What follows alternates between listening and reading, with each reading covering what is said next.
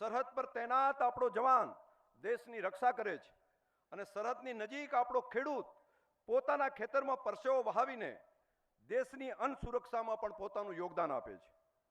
આથી જ આપણે ગર્વથી કહી શકીએ કે અહીં રાષ્ટ્ર સેવા સરહદ પર પણ છે અને ખેતરમાં પણ છે. વાવ, થરાદ અને સમગ્ર ઉત્તર ગુજરાતમાં માર્ગ, રેલવે, પાણી, વીજળી, આવાસ અને અન્ય માળખાકીય વિકાસના કામો આ વિસ્તારને નવી આર્થિક તકો સાથે જોડશે. તાજેતરમાં વાવ થરાદ વિસ્તારમાં 20,000 કરોડથી વધુના વિવિધ વિકાસના કાર્યોના ઉદ્ઘાટન અને શિલાન્યાસ પ્રસંગે આ ઉત્તર ગુજરાત માટે ઊભી થયેલી નવી કનેક્ટિવિટી અને વિકાસની તકો એ નવી નિર્માણ થશે.